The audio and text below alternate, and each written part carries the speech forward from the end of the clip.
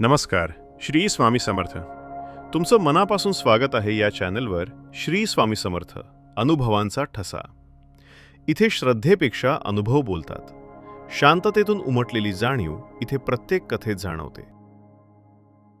नमस्कार भक्तांनो, श्री स्वामी समर्थ. आज आपण जाणून घेणार आहोत एक असा प्रश्न जो अनेक स्वामी भक्तांच्या मनात कधी ना कधी नक्कीच येतो.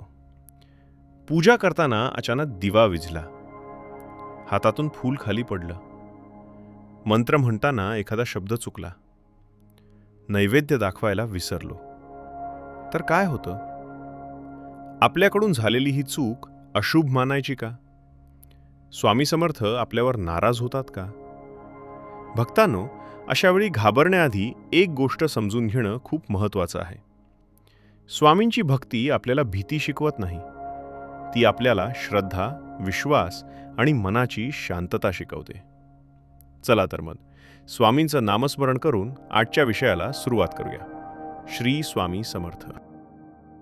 भक्तांनो, समजा तुम्ही सकाळी मनापासून स्वामींची पूजा करत आहात. समोर स्वामींचा फोटो आहे, दिवा लावला आहे, फुलं अर्पण केली आहेत, आणि अचानक दिवा विझतो.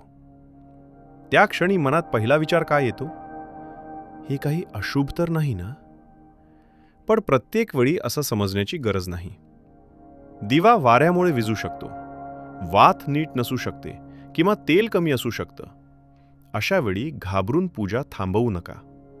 दिवा पुन्हा शांतपणे लावा, स्वामींना नमस्कार करा आणि पूजा पुढे सुरू ठेवा. प्रत्येक छोट्या घटनेत वाईट संकेत शोधायला लागलो तर आपल्या मनात श्रद्धेपेक्षा भीती जास्त निर्माण होईल. आणि भक्ती ही भीतीने नाही तर विश्वासाने केली पाहिजे. आता समजा स्वामींचं नामस्मरण करताना तुमच्याकडून एखादा शब्द चुकला, किंवा तुम्ही 108 वेळा नामजप करण्याचं ठरवलं आणि मध्येच मोजणी चुकली. मग पुन्हा मनात प्रश्न, माझा जप वाया गेला का? भक्तांनो, सामान्य नामस्मरण करताना अशा नकळत झालेल्या चुकीमुळे घाबरून जाण्याची गरज नाही. चूक लक्षात आली तर ती सुधारण्याचा प्रयत्न करा आणि पुन्हा प्रेमाने स्वामींचं नाव घ्या. कारण विचार करा, ओठांवर श्री स्वामी समर्थ आहे, पण मनात सतत माझं काही चुकणार तर नाही ना? हीच भीती असेल तर नामस्मरणातून मिळणारी शांतता आपण अनुभवणार कशी? योग्य पद्धत शिकण्याचा प्रयत्न जरूर करा, पण एखादी अनवधानाने झालेली चूक म्हणजे संकट येणार असा अर्थ लावू नका. आणखी एक गोष्ट अनेक भक्तांच्या बाबतीत घडते. पूजा पूर्ण झाल्यानंतर आठवतं, अरे आज नैवेद्य दाखवायलाच विसरलो. किंवा एखाद्या गुरुवारी कामामुळे, प्रवासामुळे किंवा दुसऱ्या कारणामुळे पूजा करता आली नाही, आणि मग दिवसभर मनात अपराधीपणा राहतो. पण भक्तांनो, स्वामींचं स्मरण करण्यासाठी प्रत्येक वेळी मोठी पूजा असायलाच हवी असं नाही.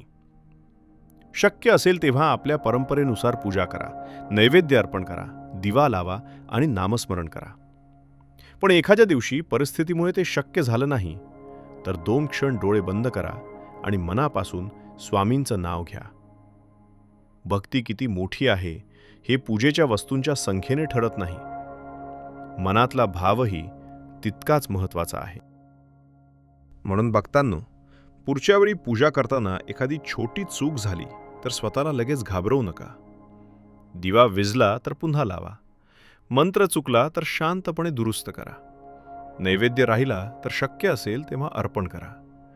आणि एखाद्या दिवशी मोठी पूजा शक्य नसेल तर मनापासून स्वामींचं नामस्मरण करा.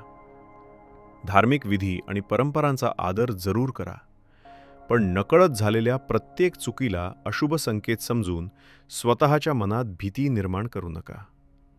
कारण शेवटी स्वतःला एक प्रश्न विचारा, मी स्वामींची पूजा भीतीपोटी करतोय की प्रेम आणि श्रद्धेने? भक्तीमध्ये नियमांना स्थान आहे, पण त्या नियमांमुळे स्वामींच्या नावाची भीती वाटायला लागली तर भक्तीचा मूळ भावच हरवतो. स्वामी समर्थांचा प्रसिद्ध संदेशही आपल्याला धैर्याची आठवण करून देतो. भिऊ नकोस, मी तुझ्या पाठीशी आहे. हा विचार मनात ठेवा आणि श्रद्धेने स्वामींचं नामस्मरण करत राहा. आजचा हा विचार तुम्हाला पटला असेल तर कमेंटमध्ये प्रेमाने श्री स्वामी समर्थ लिहा. आणि पुढच्या भागात आपण जाणून घेऊया, गुरुवारी उपवास केला तरच स्वामी समर्थांची कृपा मिळते का? तोपर्यंत स्वामींचं नामस्मरण करत रहा. श्री स्वामी समर्थ.